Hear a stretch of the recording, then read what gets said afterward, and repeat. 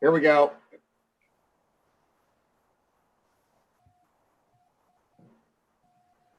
Good to go? Yeah. It's now streaming live. It says, hey, there you go. All right. So we've got the Hold My Beer. We're talking freight crew here with a couple people that we're excited. I mean, we're just excited to have here to talk with us. And we've got, of course, Tony Darnell. Hi, everybody. Here with us. Top 5 shipper, Northern Indiana, Elkhart County region. That was RV Blue Ribbon winner. I think it was RV Magazine. At the county fair voted. Nicole Glenn, owner of Candor Expedite, does everything. Educator, owner, team builder, motivator. Awesome stuff there. Trey Griggs, Vice President, Lean Sales, right? That's correct. Nick Roemer, it's pronounced. That's the way it is pronounced. It's 11:30 in Scotland right now. He's drinking some Scottish whiskey. We got Pete Kempf. It's beer IPA.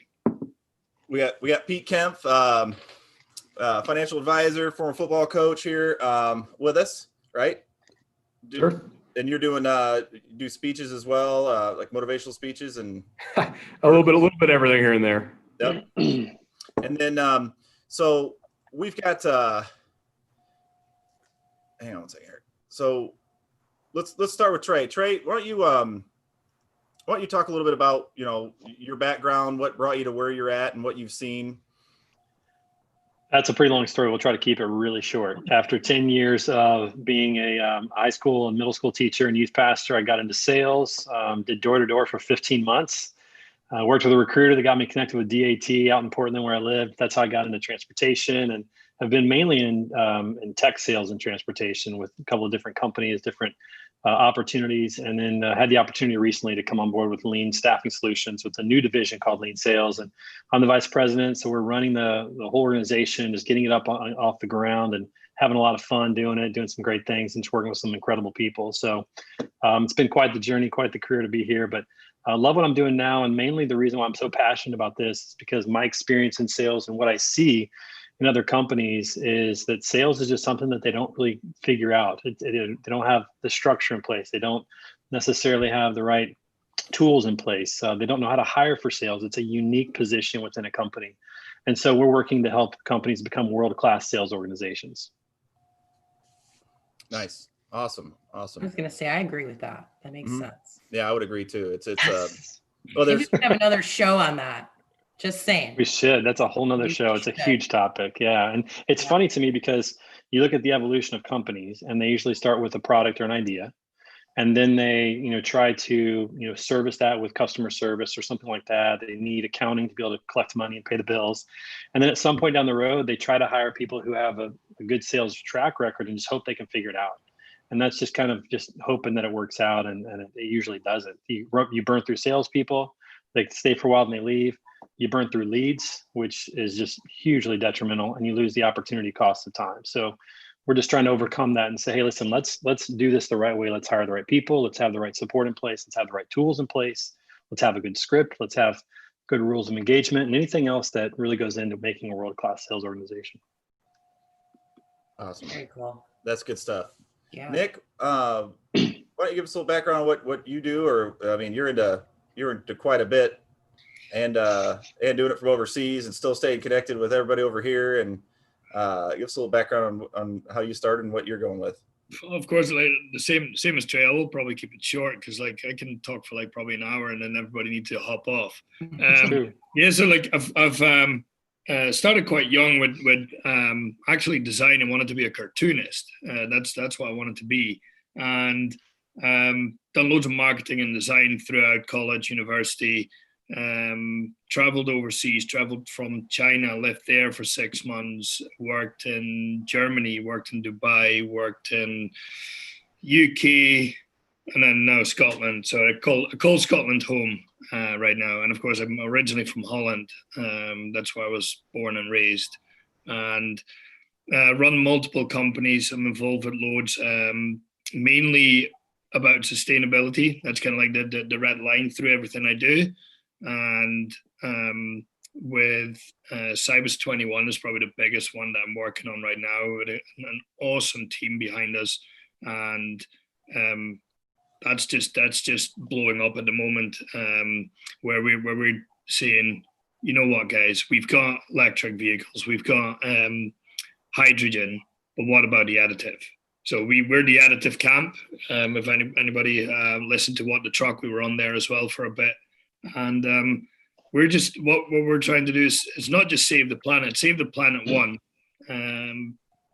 save someone's wallet while we're at it. We can reduce CO2 emissions by up to like 35-40%, and the same with the fuel. So we can cut fuel costs by up to like 35-40%. And like for me, that's the biggest thing. So I was listening to someone today, and they were like, what's your biggest goal? And it's not to become a billionaire, but it's just to help a billion people. So for me, that's just where we're at. And like I've been quite lucky, surrounded by such an amazing group of people in the US, and I think they've adopted this a bit quicker than here at this end of the pond. So I'm just grateful to be here. That's Awesome. very impressive. That's a very cool story. That is cool. Yeah. Pete knows. I was a kid from a small town with a good work ethic. This guy's traveling the world and wanting to help billions of people, and I only know like 110 people total in my life. Pete, give us a little background on. I mean, I don't know how I follow all that, but yeah, good luck. I'm glad I went first. Right. Yeah. So I as well was a teacher and coach. A long time ago, I started insurance. Felt like I was stealing from people, which I was. So I got out of that, got back into education. I've taught everything from under the sun, from history, AP US, psych, soc. Ended up got my MBA. So I taught a lot of business classes, career tech ed, TV, radio, marketing, you name it. I've probably taught it, or tried to teach it, better way to put it. Found a lot of success in smaller communities like where we're from, TJ.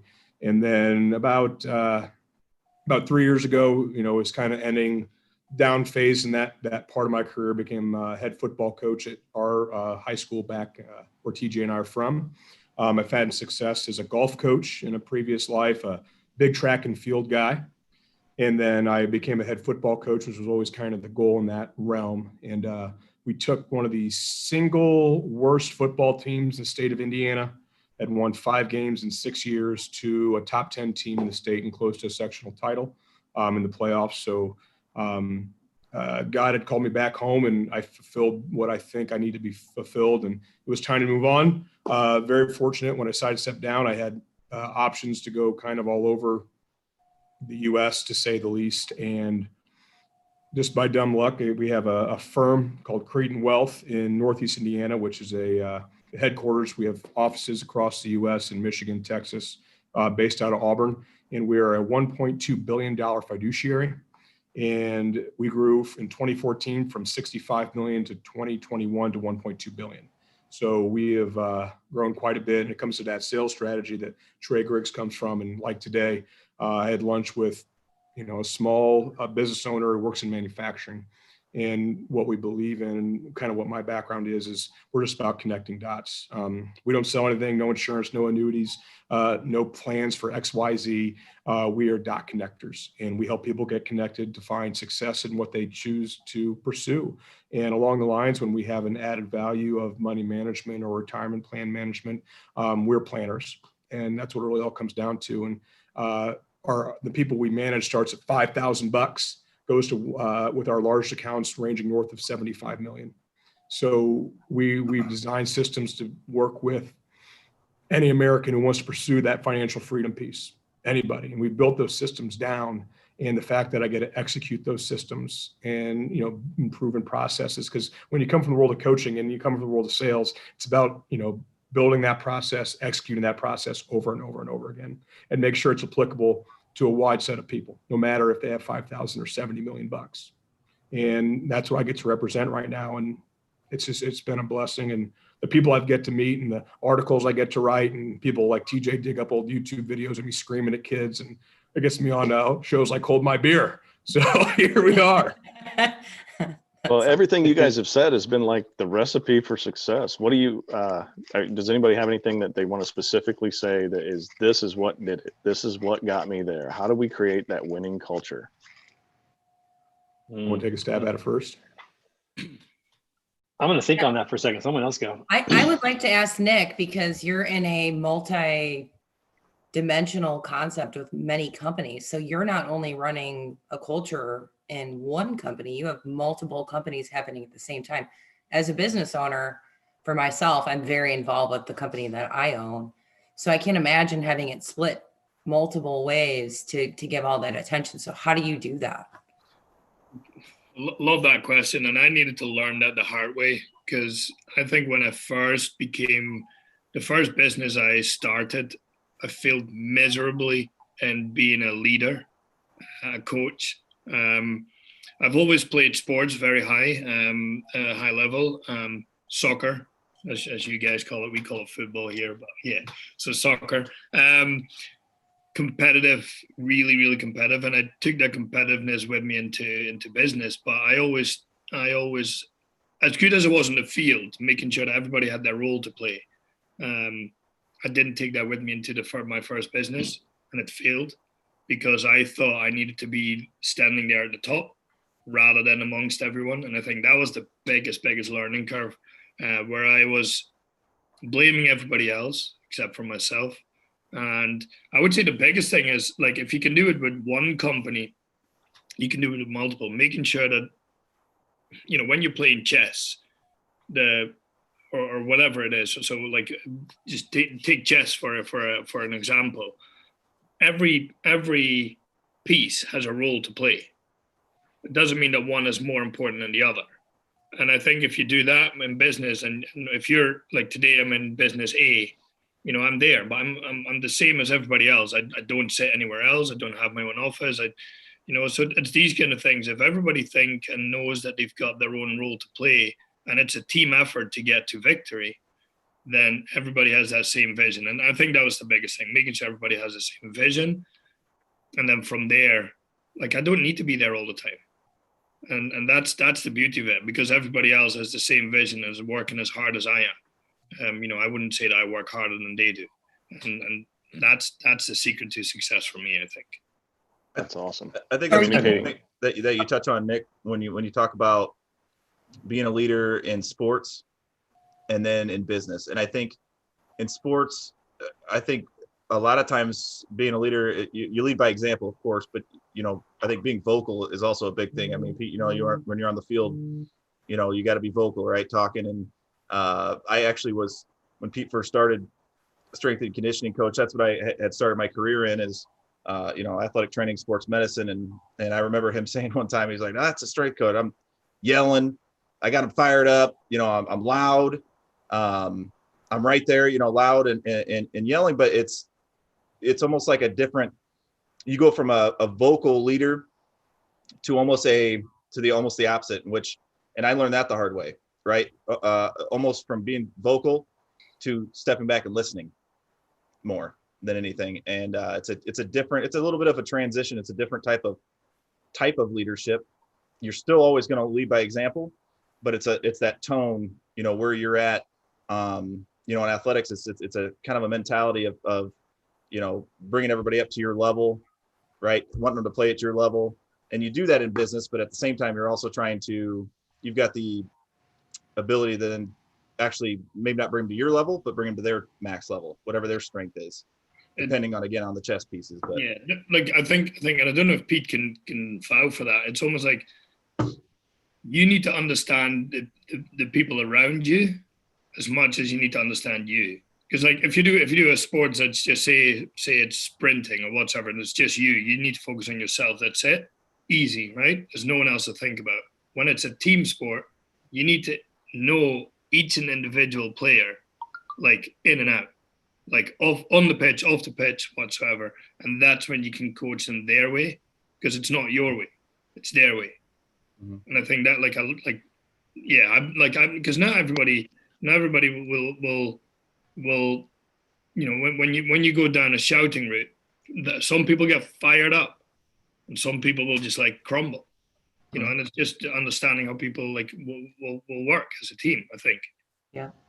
And I will say this: there's no HR when you're strength and conditioning coach. So remember that. Yeah, you're allowed to say what you You're a want. yeller. Different, a little Nick different. and TJ, you both kind of hit the nail on the head. And I think you hit, whether it's a head coach or, I come from a family of small business owners. It's not necessarily the head coach or the business owner.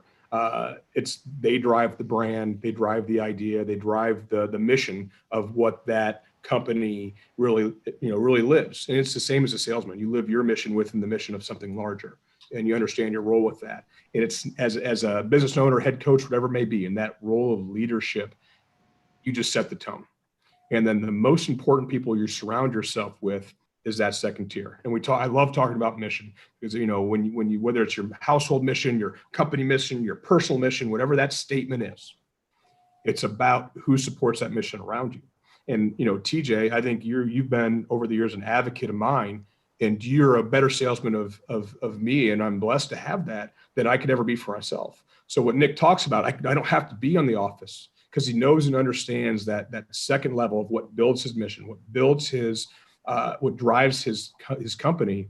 The people believe in him, and he's surrounded himself with the right people that correlate down. And because they support who Nick is, because they support his company and what he wants to do to reach a billion people, to make the world a better place, he can leave.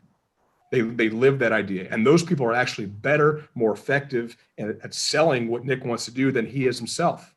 It's never the owner that's the key to success. It's that second tier. The owner can get to where they want to be part of the way, but until they surround themselves with the right people and they're able to live the mission together correctly and fight through, it just doesn't matter otherwise, whether it be business or athletics. And Pete, it's funny you say that, and a lot of what why I promote you so much is obviously I watched a program that I bled for, sweated for, lived for.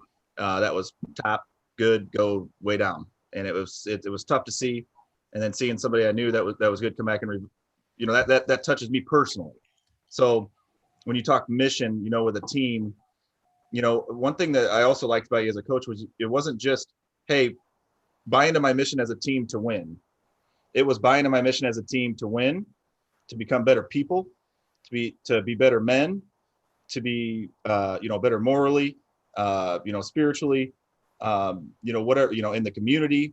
That was one big thing that I think, because you're touching on different things that could have someone buy in, that they may have bigger feelings for than just winning. And I think that's where you get that surrounding. Yeah, you just can't sell a widget. Mm-hmm. You can't sell a widget. Oh, you could sell a widget to get from point A to point B, but that widget doesn't make better men, better women, better husbands, better fathers, better sons. It doesn't make that individual better. That's just a widget, which is a short-term fix. And like, we could talk about sales, we could talk about business, we could talk about whatever. It's about developing that process that people feel embraced by, people believe in, and they can move forward in. And so whether it be logistics, even though you're trying to get something from point A to point B, there's a whole hell of a lot that goes in from point A to point B. Whether it's running a business, there's a whole hell of a lot from getting to point A, maybe as a business owner, it's point F. You build out that plan. How do you execute that plan? And that's where having those people around you are so, so important. And I learned that lesson many times over, and it took me till a career change to fully understand that. And what you find is that the people that you don't even know who they are end up being your biggest advocates, end up being your biggest salesmen, even if it's just sitting for a lunch and helping them connect the dots to A to B, even though you're trying to get to F as a business owner with that person, by simply knowing you can connect the dot to A to B. That's it. And there's a lot of common themes here where people matter. That's what it is. Yeah. It's all about connection. I'd say one of the biggest things that I've learned being a business owner is, first and foremost, making the people believe in themselves. So I have come across many people that have great talent, great sense of character, great everything. And it's kind of pulling that stuff out. I've helped people write resumes and they're like, I don't know what I've done. And that's the same concept through life. Like, you can't see yourself true. The other people who are around you can see that. So identifying that for your employees or your coworkers, and then pulling those traits out and shining that in front of their face so they can see that a little bit more and start developing that sense of confidence for themselves. Nicole, I think that's a great point. I want to talk on that because I'm a recovering unconfident person, somebody who grew up who had talent to do things well, like sports or music or whatever it is, but had the influences in my life as a kid that kind of squashed that and made it difficult for me to be confident in who I was. And something I think it's really important as leaders is to recognize that all of us as kids, and it goes back to, I think, when we're really kids, when we're kids, we have this influence that's on our life, our parents, the people our parents put in our lives, and we have no choice over it. Like, we didn't choose our parents. We didn't choose the people that our parents let us be around, the shows that our parents let us watch. Like, we didn't choose a lot of that, but it wired who we are and how we think about ourselves. And so I love the fact that you as a leader recognize that, and that you help people understand what they're good at, help them become confident, because just because somebody has talent or because they've experienced success does not mean that they actually are confident in who they are and what they can do. Exactly. And that is so valuable as a leader. So I love hearing that. Thank you for doing that, because I would be somebody who would benefit greatly from that. So it's wonderful. And that's a great point there too, because, you know, when I came from the brokerage side, you know, back to the asset side here, you know, the way our structure was put together, and it was just traditional. I mean, that's one thing you'll see. Brokerages adapt quick. You know, things can, you know, adjust, and you've got some young minds. And when you get into dispatch on the asset side, you've got people that have got like 30 years experience. Oh, yeah. You've got structures that have worked before and still work. And I came into, you know, a bunch of people that I saw as talented, but I saw them all as frustrated, because we had basically one role that everybody was playing. And when they're all playing the same role, they're going to gravitate to their strengths, because there's so many different aspects of the job. And then when you gravitate to your strength, people may need help in somewhere else. And then now they're maybe getting on you because you're not doing enough of this, but you're doing too much of this. And so it's funny you said it. Just in the last, I think it was 3 weeks ago, I finally implemented it. I sat down and I looked at what everybody's strength really was, you know, and I had, you know, our recruiting is great. We need more drivers, right? They're doing great. Our safety is great. But we had, you know, for every 2 drivers you bring in, if you lose 2, it doesn't matter. It's a waste of time. So driver retention was big, right? So we've got a guy that's been around forever. Great with drivers. I mean, drivers absolutely love him, whether they're making money or not. And we got, you know, one guy that can plan like no other. I mean, he could take, I don't know how he does it. I mean, he could see, you know, customer loads and piece them together and do this and that. But because you get bogged down with that, you may drop the ball in another area, right? And then, you know, we got a guy that knows everything there is to know about. I mean, you bring up a chassis or a ball bearing, it doesn't matter. You just bring anything up, he's going to tell you about it. He's been in the industry forever. And so I created those individual roles in which now, instead of having, like, it used to be you were assigned, everybody had like a certain amount of drivers. You had your own drivers. Well, when you have your own drivers, you're focusing on them. You're not, there's loads that need covered though as a team, and you're not doing it because now it's everybody's a team. There's communication. Somebody's in charge of customer service, and she's absolutely amazing at it. So the one guy I talked about is in charge of planning. The other one's in charge of communication with drivers, right? That's one reason why drivers quit, no communication. And the point of this is that it's funny you brought that up, because that was one thing that I sat down and did. And it was kind of a shot in the dark, because I mean, my owners were a little bit skeptical on it, because it's you know, it's not you're not assigned to a set amount of drivers or whatever it is, but it's worked out great. I mean, drivers know that if they call their dispatcher and he doesn't answer, now they're calling in to a group. Somebody's going to answer. They get to know all of them.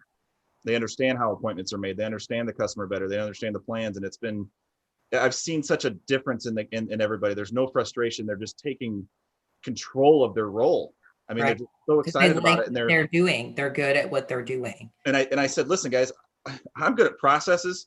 I'm good at leading. You guys know I'm putting you in your strength position. So what I'm going to do is I'm going to lay out guidelines on what I need done and what needs done in that role. But I'm going to leave a big gap for you to mold it. I want you to mold this role to what you feel is best, right? And they've taken that on. And then as we grow, now we got a platform to grow. Now, as we bring people in, if I need somebody helping plan, they're going to go with you, and they're going to be on the planning side, the driver side, whatever it is. And you're going to teach them exactly how you do it. And then that way, everybody that comes in, we're all on the same page all the way through. And it's been a huge difference. that I've been pretty excited about. But I'm glad you brought that up, because it makes a big difference in people. Tony TJ, is definitely it sounds like your owner's never read Jim Collins' book Good to Great, where he talks about the bus analogy. It's my favorite analogy of that book, where he says we got to get the right people on the bus, get the wrong people off the bus. But then the next step, which a lot of people, they don't do that. The next step is get the right people in the right seats on the bus. If someone's a driver, they shouldn't be sitting in the back. They should be in the driver's seat, and it's important that you do that. You put people in their strength positions and let them go, let them be who they are, and people will thrive. They'll surprise you.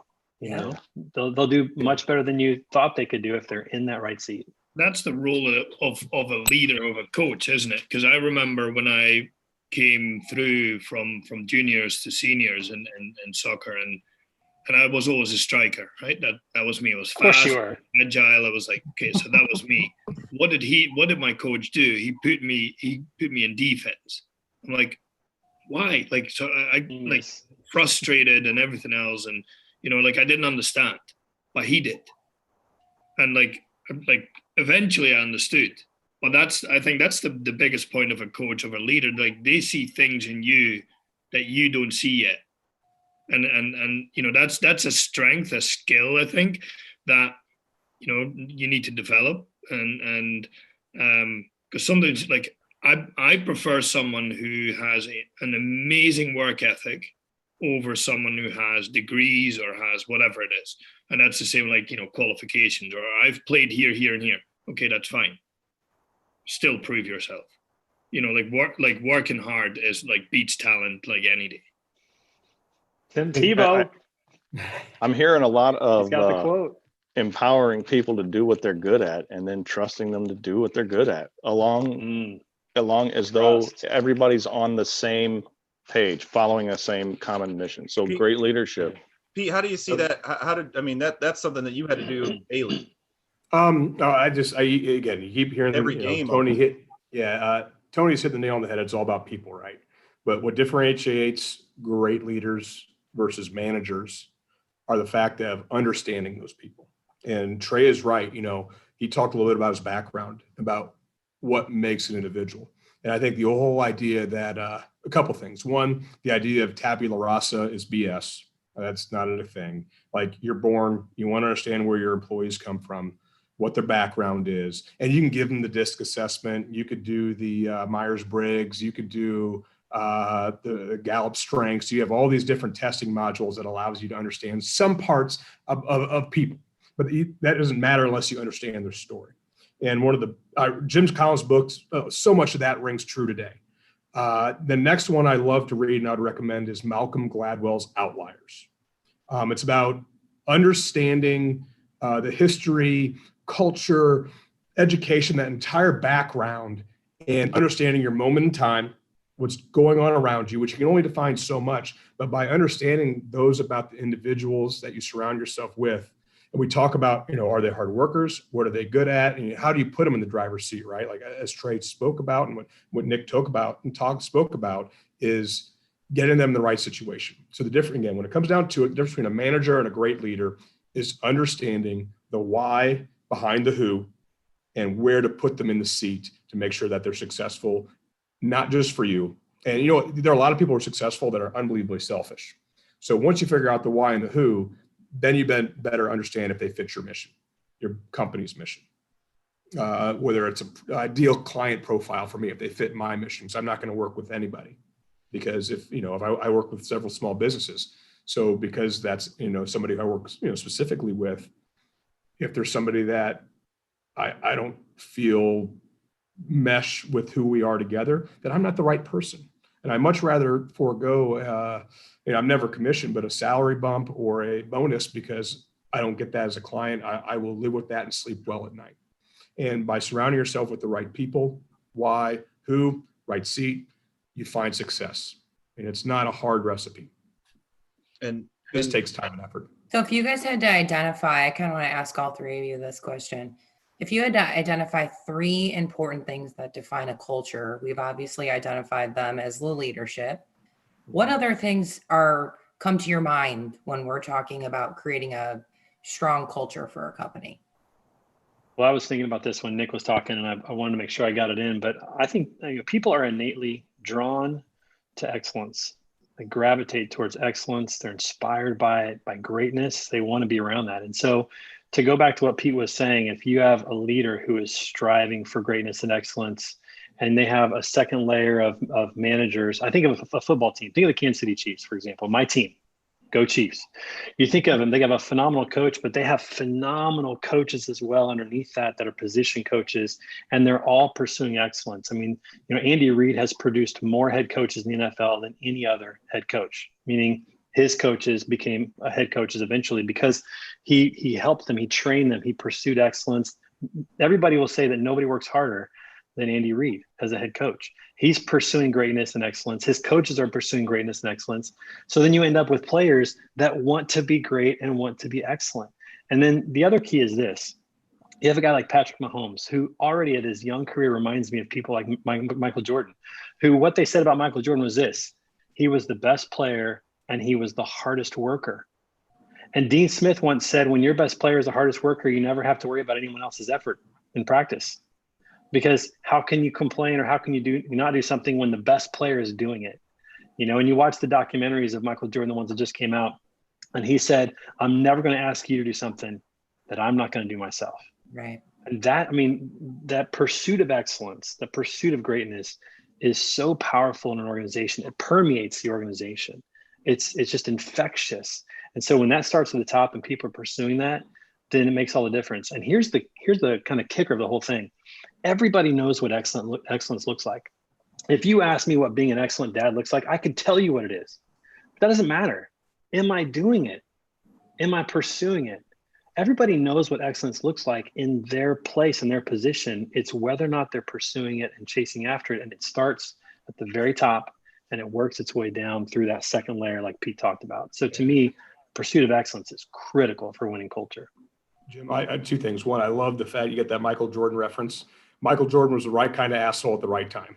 And he was able consistent, to a consistent, he was a consistent asshole. Yes. And two, so Trey, I know I would love to talk about dad things and all that right now, but as in your career and your path, as you are growing and you within your region of sales, how do you find excellence? Because I know it's different for everybody. So I'm just kind of curious how you would define excellence when you look to surround yourself with certain people. Yeah, I mean, it's a great question, and I think it's a difficult one to answer. I probably should have a better answer since I just talked about that. But in life, there's really about 5 different areas that really matter. And if you're thinking about how am I taking care of myself mentally, how am I taking care of myself physically, how am I taking care of myself spiritually, and you just kind of go through the rungs of the areas of life that really matter, and pursuing excellence in those, I think you end up with somebody who's really chasing after it. I think for me, it's really about, and this kind of goes back to who I am as a person. I'm a coach teacher at heart. That's who I am. Every day that I work, I want somebody's life to be better. I want to help somebody in some way. I want to do something today that's going to push the ball forward for somebody else. So I wish I had a better answer, and I probably need to work on that. You really called me out here, Pete. But no, I think I think that people know what that is. I mean, and it's situational. Like if I go out of my office here, and I spend time with my kids, I know what it means to be excellent as a parent. Am I going to go do it? Am I going to go be present with them? Am I going to, spend time with them? Am I going to follow through with what I say I'm going to do with them? How many times have we told our kids we're going to do something, and I get sidetracked with something at work, and then it's time for bed? It just happened 2 nights ago. I told my daughter we were going to keep reading in Harry Potter. We just started reading that book together, my youngest, who's 10, and we didn't get to read anything on Monday. So I said, Tuesday night, we're going to read. And then Tuesday night, I just let myself get busy with work things that were going to be there on Wednesday morning. And by the time I finished, she was in bed and I missed it, And so in that moment, I was not pursuing excellence. It's little things like doing what I say I'm going to do for my daughters. That's excellent. But am I going to do it or am I not going to do it? You're aware of it. I That's think the biggest thing that makes you better. Big one, isn't it? And we read last biggest night. lie, We got it in last night. The biggest lie on this planet for, I think, young people who do pursue the lifestyle is there is no such thing as a work-life balance. Everything is 100% integrated, and learning how to integrate. Right. And I think that's a whole nother hour conversation, right? Mm-hmm. But as business owners, I know you guys are nodding your head like, damn, yeah, right. As a football coach, you're doing 80, 90-hour weeks in the fall, 60 hours a week teaching and coaching. And Trey, you could talk about it. Even now, I thought, getting in as a financial advisor, fiduciary, I'm lucky I'm working 50 hours a week, just, putting your nose to the grindstone, building relationships, just talking to people and to see if you can be a value add to whoever it may be. And, the excellence is defined. And I love the fact that I always talk about how I define a win, like a win today was connecting, somebody to somebody else and pursuing that level of excellence and defining excellence, whether it be used to be, faith, family, football. Now it's, faith, family, work, you build out those 3 or 4 mission, the core values that fall into that mission statement. You define excellence a little bit differently to each one, but that's how you create balance, is by finding time to pursue 10, 15 minutes every day to pursue each of those 5, whether it be through prayer, reading. I have 3 kids, each have unique challenges. So we have 3 kids. How do I spend 15 minutes with each one to make sure that, they feel valued by their dad? My coworkers or, my boss or whomever it may be, a friend, and most importantly, yourself. I know it sounds silly, but I had to find something, I'm a highly addictive personality. I think all coaches have it. A lot of business owners have it. So you had to find, I was like, to find a new hobby. Yeah, exactly. Right. You hit the nail on the head there. I don't know what to do when I'm not working. I get it. Yes, Same. exactly. So like I fulfilled, my coaching void with bicycling. But now as we kind of get farther down into what's going on, you find less time to bicycle, you spend more time networking and then more time with, with the family and trying to build that in. And every morning I spend, you have to find time, whether it's doing bro yoga in the morning off YouTube, or it's, having headspace. And, I sit and make sure to arrive at my work 20 minutes early so I can do 10 minutes of self-guided meditation, just because you have to. Otherwise the mind is just so there. So Pete, I'm kind of cutting you off because I wanted to ask. Oh, you're fine. The thought of all these things that we're talking about on excellence and trying to feel that we're pursuing that and having those individuals around us. Suggestion then would be for business owners or leaders to make sure that they're talking to their employees about doing those things as well. I would say pull from what you're saying. Make sure that we're talking to our employees that they have their own independent time to think and reflect and spending time with their family. And all of that will radiate and create another level of happiness, which will in turn impact your culture. All two is required for success. There's an interesting. Nick, you had mentioned earlier too about that. What just from your business model, but with connecting with people and influencing people. How do you take that same mindset, put that towards your employees? Well, I think like what I do this is the biggest thing, where I think what I do at home is what I done at sports is what I do at home is what I do in my business. Is I make sure first of all that I plan my business day a week ahead or a day ahead or whatsoever. But in that same planning, my family is involved in that plan. Because I can't just plan just business, because I'm like probably most of everyone here on the call, where, if you let me loose, I will just work. Yeah. I probably don't even sleep. I love what I do. I love work. That's just it. But then the problem is you hear these stories Trey, you were saying that you finish your work and all of a sudden everybody's already it's 3:00 in the morning and everybody is in bed, and so I make sure that I plan certain things, whether it can be something really small, having breakfast with my son, grabbing a couple of puzzles or whatever it is, kicking a ball in the backyard, but I'll plan that in, because if I don't plan it in, it won't happen. And I do the same with the guys, where, okay, what are you trying to achieve this week? And I'll try to do that business related. Okay, so what target do we have to hit? We all have targets, right? So what are you doing to it? Okay, so what are you doing to better yourself this week? Okay, what are you doing to have fun? Because I think one of the biggest things is fun. Making sure that everybody enjoy what they're doing. If you don't enjoy what you're doing, just stop. Just do something else, because then there's no point. And I think when people hear that, as in okay, guys, on Thursday, we're all going to go out for a drink. We're going to stop at 3 p.m. And then people are like, what? I'm like, yeah, let's go. 3:00, we're all going to go and hit it and go to the bar and have a drink. Because if the team, I've never been in the army myself, but it's almost like, your comrades and everything. If you take a bullet for the guy on the left or the right, you feel safe and you go 100%. And that's the same in business. If the guys know that you got their back, it's the same thing. So, but yeah, fun, have fun. Hey, shout out to Paul Long in Kansas City. If you look him up on LinkedIn, he talks about fundomism.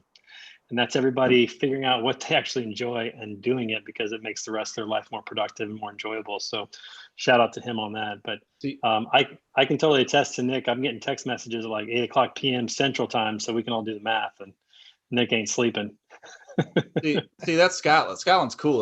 Go down to the bar, down to the pub. We've got two guys here from Ireland. They came over here to play soccer.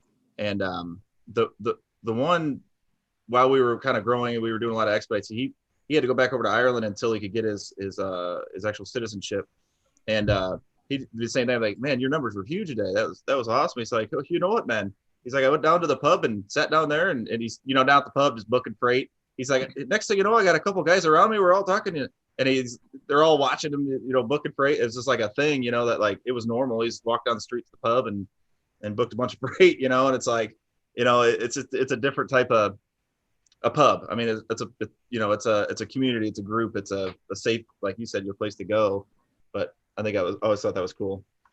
So I don't know how it is in Scotland or where all your employees are located, Nick, but a little different here for myself. I'm running 2 different locations and I have people who are remote due to COVID and keeping that fun culture going. And then bringing new people aboard. So I've hired additional people too. So I'm trying to get them to soak into the culture, but we're all remote. I don't know how it is in Scotland, but Pete, Trey, Nick, what do you guys think on when we're remote? How do we keep that fundomism going? How do we keep that culture going? What do you guys have for tips on stuff like that? Let me tell you what we're doing. A couple of things that I think anybody can do. One, we do utilize Zoom, and I've learned how to use Zoom in a way that's pretty interactive using polls, which is fun. You get a lot of feedback from people and you can have good conversations. In fact, that's my Friday lunch every week. We do that. But in terms of the company, what we're doing is we have a happy hour on Friday at 3:30, and we use the Icebreakers platform. It's the same platform that the Freightwaves use for virtual happy hours at the end of some of their events. It's really fun. There's games involved. It actually has people go one-on-one. So instead of being a big group like this where people can kind of get lost, you jump into a game and now you're one-on-one with somebody else. And what's cool about it is that you don't see your own video. You only see their video, like when you're actually with somebody. Because a lot of times, how many of us are on a video, but we're looking at our own face, not anybody else's. We're looking at our face because that's how selfish we are. So we're using some technology to help out with that because it helps us just build this kind of fun environment and culture. And I wanted to share this other thing too that I heard a business owner do that I think is really critical. Pete, it goes back to what you said. You can do like, a Briggs-Meyer assessment, or you can go to lunch with your employees and learn who they are. And when you spend time with your people and you find out what they want and what they value, then you can tailor work to what really matters most to them. I had a friend in Oregon who worked for a company, and this guy wanted to play music. Like he wanted to have time to record music, and he just didn't have enough time. So he valued time more than money. His boss said, hey, let's create some metrics. You hit those goals, and you can have Friday afternoon off every week. And you can go do whatever you want. I don't care what it is. I want you to go and just do what you want. And so for him, the time was what was most important. So getting to know your people and what they want, which changes, by the way, what they want today is not going to be what they want in a year from now or That's 5 what I was years going to from now. say. Yeah. It's But different. getting to know what your people want and then making sure that they get that somehow is how you really get people to buy in and enjoy a culture and want to work hard for you. But, I think just embracing technology right now, the Icebreakers platform is cool. Zoom is cool. Sending out, buying shirts with logos on them because everybody loves getting free stuff. Send your team a really nice polo or a nice shirt with the logo. I'm still waiting for my Handle It t-shirt. I can't wait to get that. I'll send you a Gander one too. That's I right. My t-shirt guy. I'm waiting too, TJ. I said mine. My t-shirt guy went on vacation. Man. I was like, I want to stay Got local. some Creed Support bike local jerseys. business. You want a bike jersey? That's right. I'll take anything. I'll take the free stuff too. done. But something like that is simple, or sending your people food or send them a gift card to go get food. I mean, it costs money, but what does it matter to you? Like, is it worth the culture to people go, I love working for this company. I love these people. I'll I do feel anything for them. appreciated. I feel Yeah. involved and included, and yeah. Yeah. So this has forced people to get creative, but there's several things that you can do just to say thank you. We recognize somebody every week who's really killing it, and we send them a gift card to their favorite restaurant so they can enjoy a meal that weekend. You know, so it's really simple. I think one thing I want to touch on here, and this is one thing I want to make sure we have time for. We've got about 15 minutes here, but a lot of us can go through everything that we've done. That's great. Some good times. You know, we all want to talk about the wins.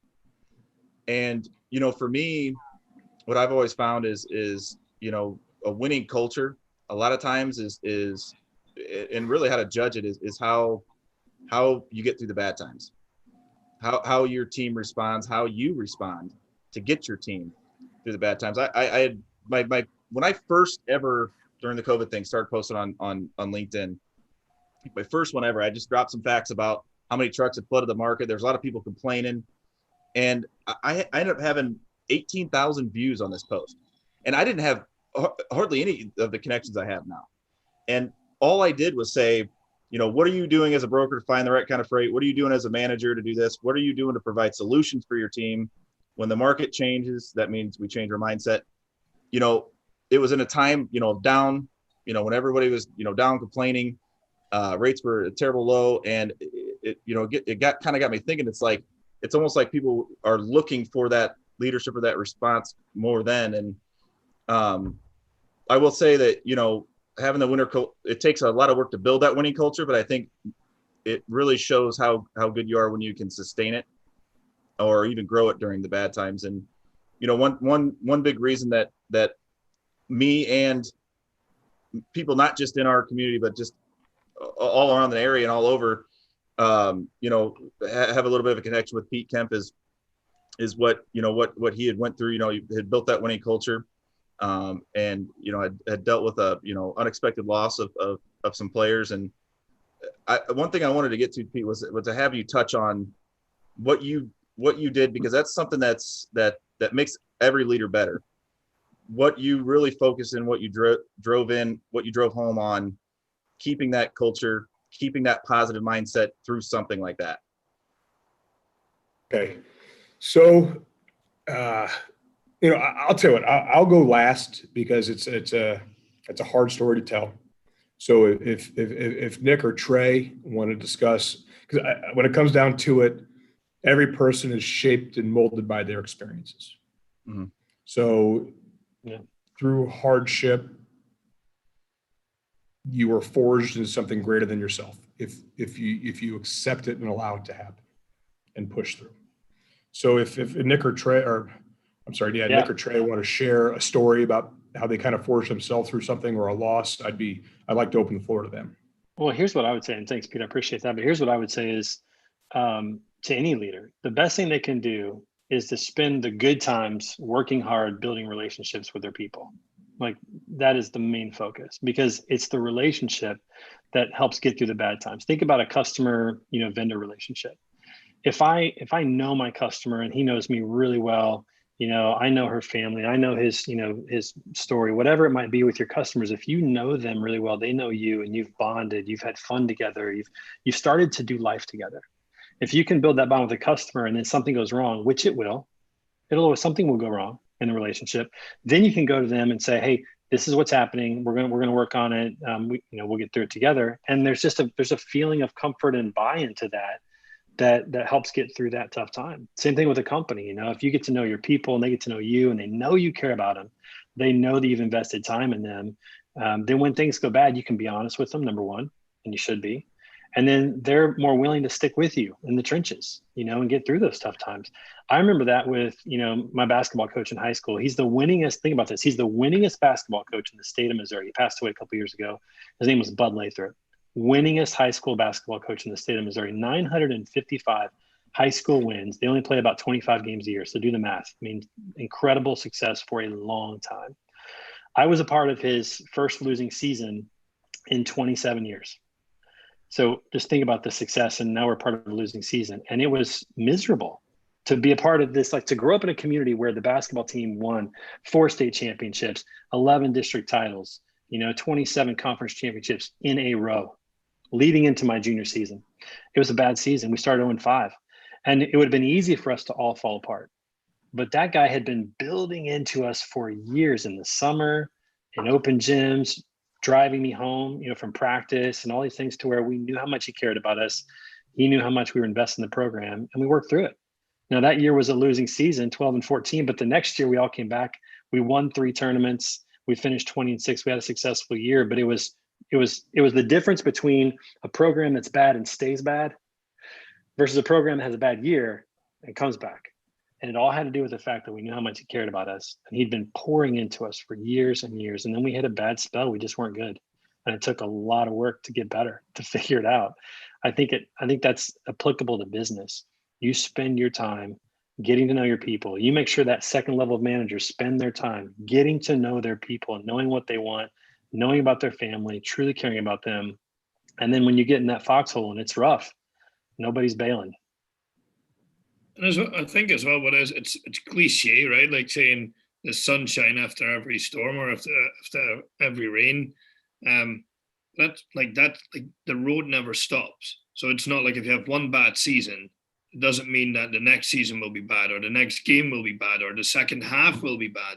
It's if that culture is there, if the camaraderie is there, and everybody has that, if the vision and the goal is bigger than the problems, then you will get through it.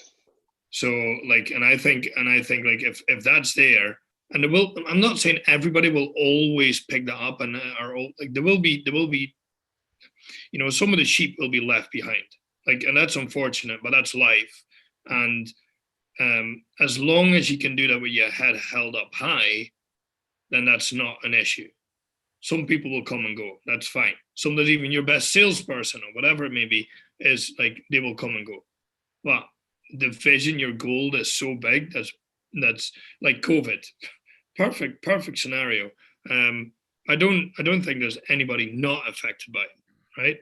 And we've all needed to learn about how to deal with this from a personal perspective to a business perspective. I needed to turn into a different road. I needed to make it like a U-turn. Let me go left rather than going right, as I've always done. And I'm figuring certain stuff out. I will say, and I'll hold my hand up, and I'm winging it on certain things right now. Yeah. But because everybody is with me, I know that we'll get through it, and and at the end we're having fun again, and we'll look back, and that's why I'm always when you were saying that, TJ, celebrate your wins and celebrate your losses. But I would always say as well, don't celebrate for too long. Don't celebrate your win for too long, and don't celebrate your loss for too long. Look at it, learn from it, and move on. And I think that's because then you will just be in a constant flow forward. I do want to just, before I let Pete go, because we definitely want to hear your story. Even if we go over a little bit, we definitely want to hear the story. But I will say, off of what you said, Nick, it's the same thing. I've learned to do that U-turn. It's turned me into more of a open-minded leader, and how to have more empathy for people on what they're going through and see their viewpoint even further than what I had before, and having more flexibility to make others feel comfortable and not cram any sort of concept or policy at them. And I think it's made me, as well as my employees, flourish in different situations due to COVID. So it's almost like, you had that U-turn, you had to figure things out, get your bearings, admit that you're vulnerable to your staff, because you go, hey, we're all here. It's all weird. Let's do this together. But then to watch everybody rally together to get through those weird times or those challenging times is what's amazing, so. That gets me hyped up every day. When you see people flourish or step up and in times that maybe certain people have, they stepped up and you didn't expect them to step up. That is just I just get a buzz out of that. I love when some of my people get pissed off, and I watch I have a new sales rep. He's developing. He's great. He's trying so hard, and he had something go wrong, and he got pissed off. And I was like, good. Because it shows that passion comes out, and it's something that you need to have in business and in what you're doing. So thank you. That was cool. 100%. Mhm. So Nick, I Pete, love let's what you hear said it. at the We'd love to beginning. hear your So, story. I'll tell two stories. First one's real quick because it applies to what we're kind of doing now. So bear markets for guys like us in finance are awesome. I know that sounds horrible, but they possess unbelievable opportunities. So like when COVID hit, we spent 3 days, called every one of our clients, 24 hours, knocked it out. People that, came back in, they're up 10, 20% right now in 2020. So there are always opportunities, no matter what field you're in. Whenever loss happens, there's always opportunity. And learning how to seize that opportunity is so important, particularly in the business world when it is a little bit more, a lot of times it's a bit more impersonal. So TJ, now I know why TJ brought me on. No, that's not wrong. I will say this though, that it's what I think made you or people's view of you, maybe puts you that much higher. I think it's not something that was necessarily on my mind, but I think it's important, and I think it's something that touches people and leadership wise, especially. So I don't tell the story on a lot, so we're just going to throw it there on YouTube now. So in 2014, 4 years ago, a week ago. So 2016, sorry. 2014 is when I came in. So anyway, so we lost, it was a Friday night, week 3 of the season. We had 2 players coming back to the school for a Friday night game, and they were in an accident while driving home. We lost both players, one at the scene, one about 4 days later. Canceled a couple weeks. And as a coach, I was at that time, I think it was 32. So I was still young, first big time head job. So basically, it was hard, I will say the least, because small community. All of a sudden it hit national news that night. My phone's blowing up from the Wall Street Journal. The day later, Fox, and it is what it is. I mean, it was a horrible situation.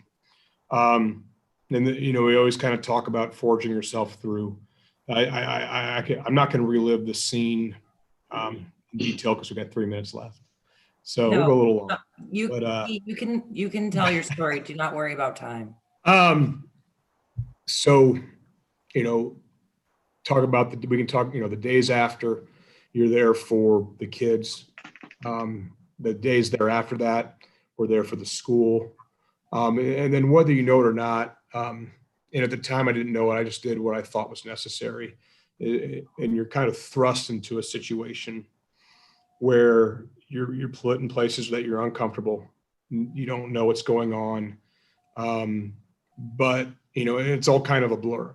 But you kind of, I think when God means for you to be a leader, He puts you in a position for a reason. And He knows you're ready for it. And I fully believe I was never going to come home. I was never going to be a head football coach, but the opportunity presented itself. And I fully believe that I was brought back to the community I'm in for this situation. And,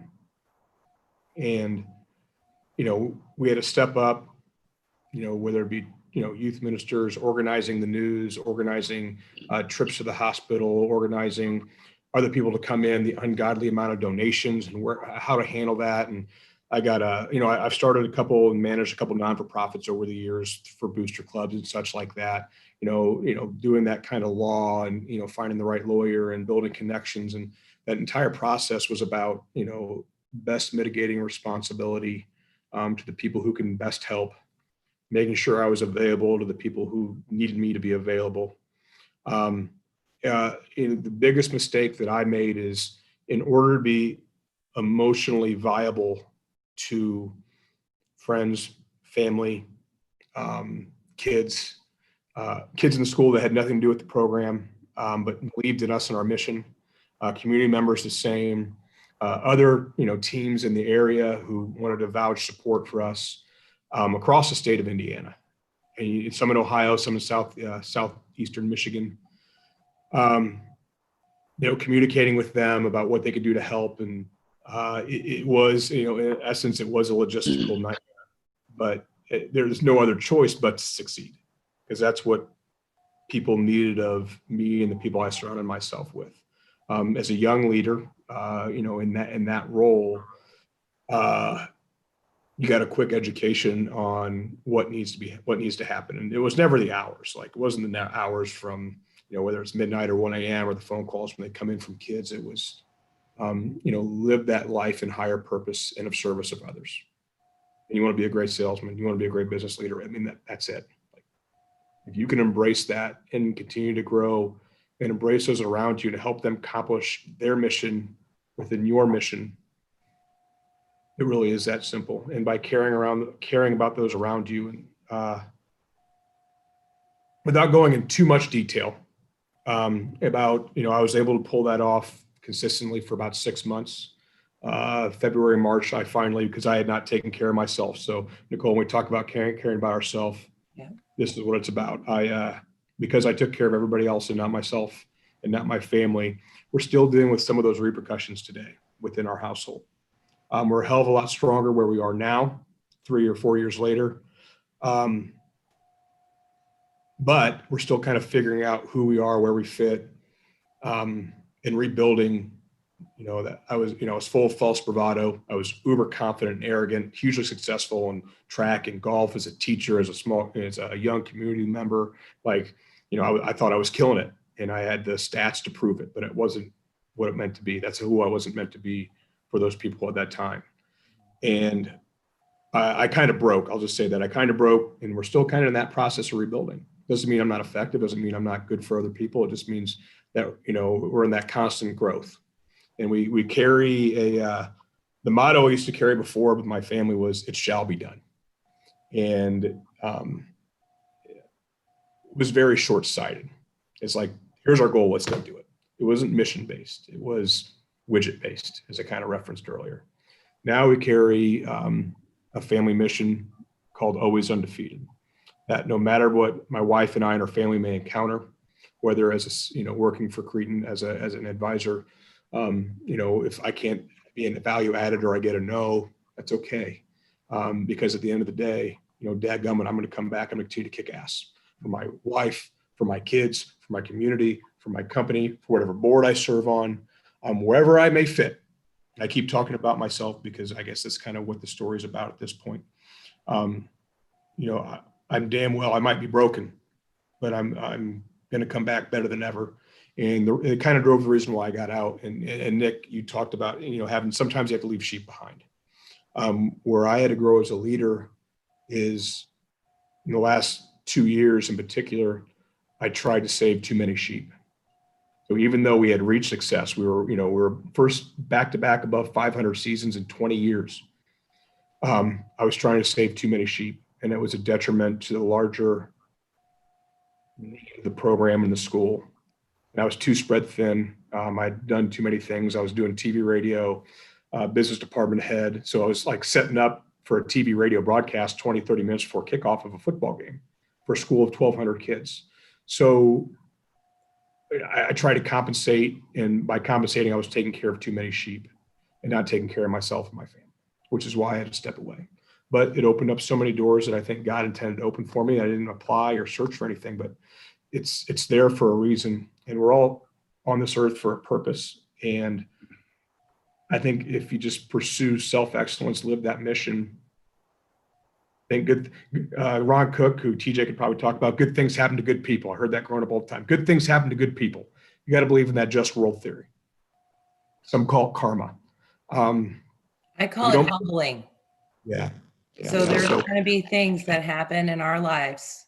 I mean, I've had it. I'm sure Nick had it. Trey's probably had it. All of us, where you feel like you're on this path and you're kicking ass and everything's great, and your feet just get swept out from underneath you.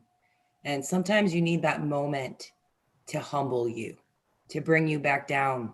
Because as leaders and running these things, you have no one to do that. They can tell you the people can say things. I watch and listen to John C. Maxwell, but my only humbling part of who I am, it comes from me. So I have to make sure that when those things happen, I embrace them, and they are so hard, and I understand, Pete, I've had things too that just kick my butt. But as you're going through them and you're learning, it brings you back down to earth and you go, okay.